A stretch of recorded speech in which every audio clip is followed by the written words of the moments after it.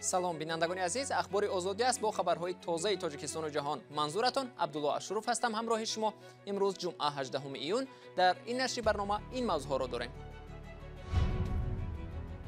шаҳрванди тоҷикистон мегӯяд марзбонони қирғиз дар фурудгоҳи Ош ӯро аз дохили ҳавопаймо ғайриқонунӣ берун карданд.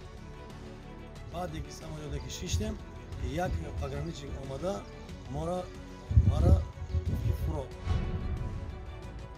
таҳқиқи куштори бераҳмонаи як оила дар ноҳияи Ҷайҳун. ҳоли писари Аҳлиддин беҳтар ва ҳоли ҳамсараш сангин аст. тоҷикистон бар ивази об аз обанбори Қайроқум аз Қазоқистон таҷҳизот ва маводи сӯхт мегирад. марзбонони қирғизистон Муҳаммад Фозил Маҳмудов, як шаҳрванди Тоҷикистонро ки ҳамчунон санади иқомати доимии Русияро дорад ва мехост ба ин кишвар сафар кунад, аз дохили ҳавопаймо берун оварда нагузоштаанд парвоз кунад. Маҳмудов рӯзи 18 июн дар суҳбат бо Радиои Озодӣ гуфт, ӯ ҳамроҳ бо завҷа ва фарзандаш ки шаҳрвандии Русияро доранд, аз фурудгоҳи шаҳри Уши Қирғизистон ба шаҳри Ростов-Лабидони Русия сафар доштанд. мо регистраторро гузаштем, мо пограничника гузаштем, аммо самолёта шиштем. баъде ки самолёта ки шиштем, як пограничник омада мара гуфт ки фуро, шумо отказ, шумо намеравед. дар санад ба ё акте ки Досуев ном намояндаи хадамоти марзбонии Қирғизистон дар нисбати Муҳаммад Фозил Маҳмудов тартиб додааст, ба фармони рақами 12 аз 21 майи соли 2021 ишора мешавад.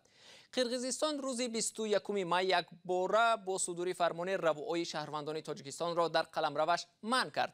муносибати Душанбеу Бишкек пас аз муноқишаи рӯзҳои 28 ва 29 апрел дар марз сард шудааст. Бишкек расман эълон кардааст ки то ҳалли баҳси муайяну нишонагузории сарҳад марзи худро ба рӯи шаҳрвандони Тоҷикистон намекушояд.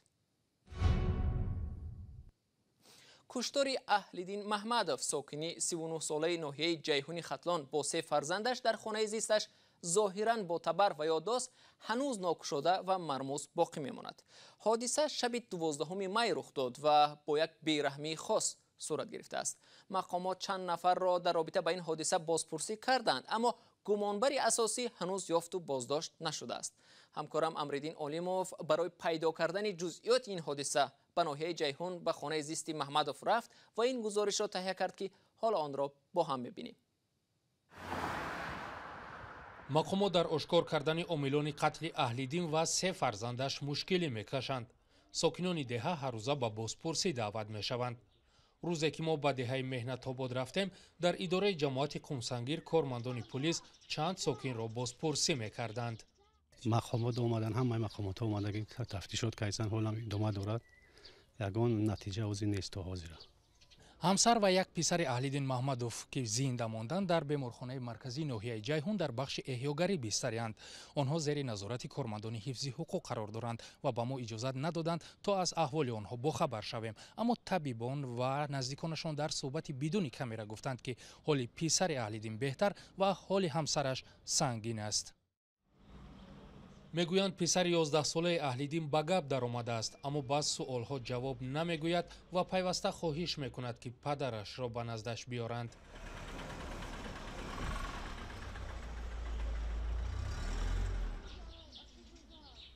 ин ҳавлии падарии Аҳлиддин Маҳмадов аст ки ӯ ҳамроҳи ҳамсару 4 фарзандаш дар ин ҷо зиндагӣ мекард. мақомот баъд аз қатли ӯ ва фарзандонаш атрофи ин ҳуҷраҳоро банд кашиданд. курпаву амволи дигари сӯхта шуда аз ҳамон ҳуҷраҳо бароварда шуданд. субҳи 12 июн вақте ҳамсояҳо аз ҳодиса огоҳ шуда омаданд, хона месӯхт. соати 5 пагоҳӣ мара занг задан, ман омадам, ҳамин ҳодисаро дидам. ҳаминҷа 3 фарзандаш мурдагӣ, худаш ва оилаш, як фарзанди карунигаш гуфтанд боркан балинса бурдан. худаш да балинса ним соат баъд гузашта, ҳозир оилаш ва фарзандаш ва азмин да балинса хобанд. зикриё Маҳмадов бародари Аҳлиддин аст. мегӯяд вақте ҷасадҳоро аз хона мебароварданд, баданашон аз дуд сиёҳ шуда буд, аммо ҳанӯз насӯхта буданд. бародарам ба оилааш ба як фарзанд дигаш ҷидо хоб буданд. 3 фарзанд дигаш ҷидо, 3 фарзанд ҷидо хобрави ҳар сеш мурданд. зикриё намедонад ба хоҳиши писари бародараш ки пайваста мепурсад падарашро ба наздаш биёранд чӣ посух гӯяд. ӯ ҳатто ҳайрон аст ки ҳодиса чӣ гуна рух дод ва бародари ӯро бо фарзандонаш кӣ ба қатл расонд. ба қавли ӯ аҳлидин бо касе хусумат надошт ва далеле ҳам барои қатли ӯ вуҷуд надошт. 11 числа бегаи дида будамаш сари заминда. Сари заминиш дида будамаш бегаи. салом алейк кардем нагадаш рафт. мардуми деҳот хусуматш хуб буд. ба ягон кас ягон ҷаб намекард. ягон зиндагиш хуб буд, рафтари сар буд. модараш 4-5 моҳ гузашта буд. оилаш хати ҳамин фақат ҳамин кор мекардан, меомадан хонашонда. ягон ҷойга намебаромад.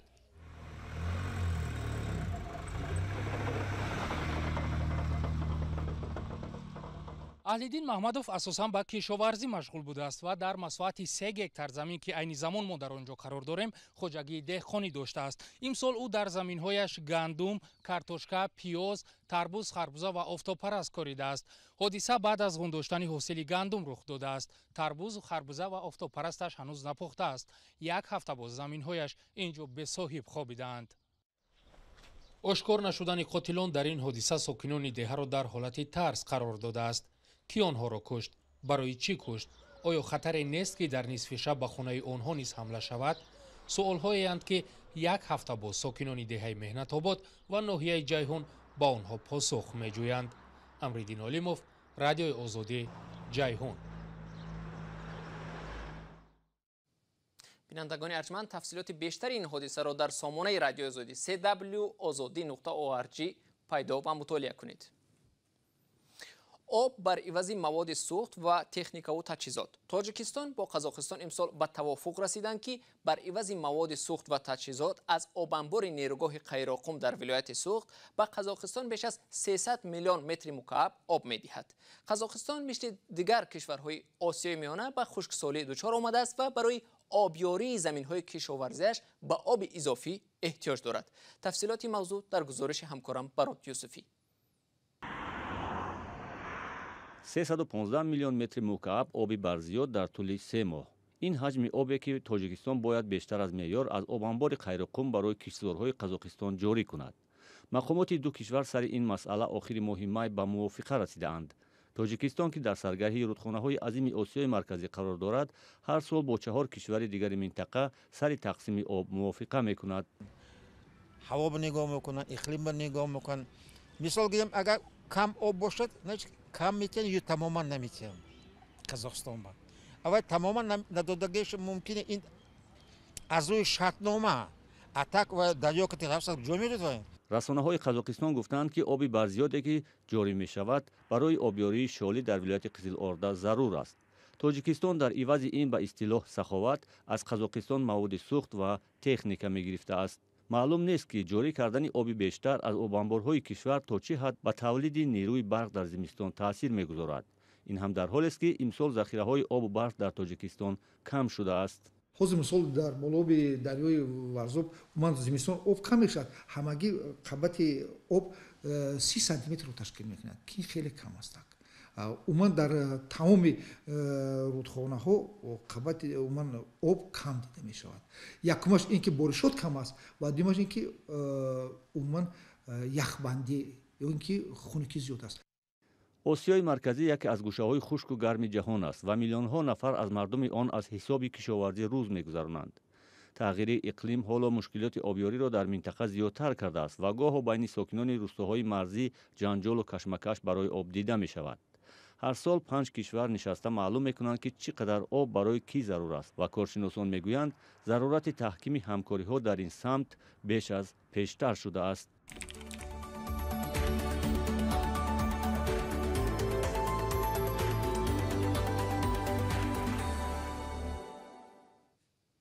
شش عضو یک oila در ناحیه مستشاه 3 سال است که با دخالت مقامات محلی نمیتوانند در تقسیم زمین کشاورزی به مراسا رسند.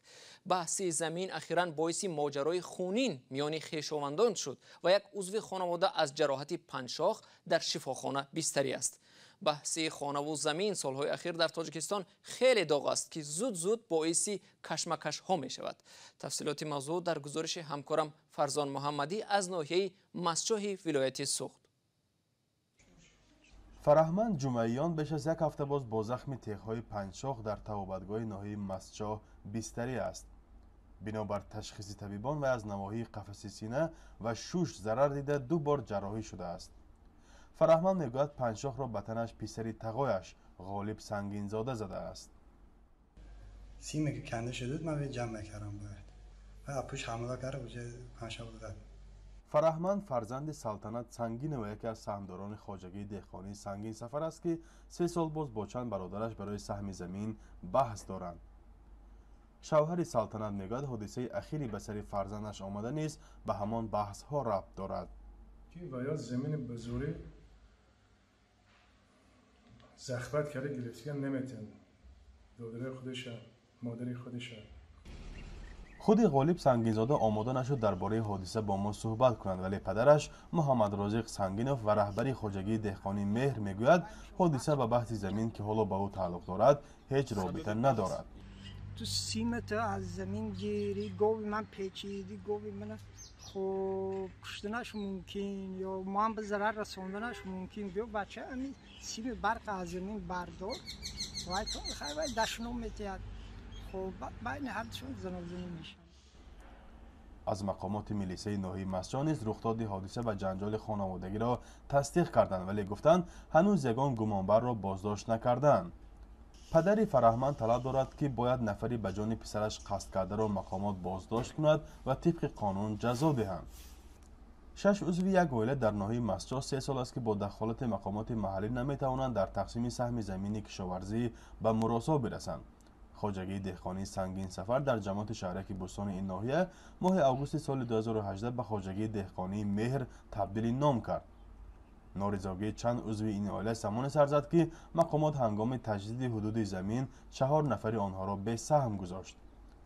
رادیو آزادی اول همین ماه در این باره گزارش تهیه کرده بود. ما آمدیم در خود شخصا معاون اولی رئیس ناحیه و خود رئیس ناحیه بود در خود اتاق کاری همون کس بودیم جمع شدیم. در همونجا خودش پروکورور بسیار عصبانی شدن تون رادیو آزادی را به من چی کردی گفتن من نسبتی من ناحقی کردی گفتن به من بسیار سیاست کرده گپای بی نهایت دغلانه کرد. بحث سری 5 هکتار و 10 ساتق زمین می رود که حالا در اختیار محمد رازق سنگینوف و همسرش حنیفه سنگینوف است. در اصل مساحت زمین های خواجگی دهقانی سنگین سفر پیشتر 22 هکتار بوده است، ولی با رفتن سهمداران دیگر به اعضای خانواده همین مقدار باقی مانده است. سهمداران دیگر عادینما سنگینوف و محمد صادق سنگینوف، سلطنت سنگینوف و عبدالقیوم سفروف هستند. برادر و خواهران یک عائله از مقامات طلب دارند که سهم زمین ها را دیگر باره به همدیگر تقسیم نمایند و به بحث خانوادگی نقطه گذارند. فرزان محمدی، رادیو آزادی، ناحیه مسجد. سرگئی سبیانین شهرداری مسکو با سبب بالوروی یکباره حالتهای آلوده‌شوی به بیماری کووید 19 تدبیرهای محدود کننده را تا 29 ایون تمدید کرد. سبیانین اینچنین اعلان کرد که مکانهای نشستی مخلصان سبقت فوتبال یورو 2021 بسته می شوند و در یک جا جمع شدن بیش از 1000 نفر منع می باشد.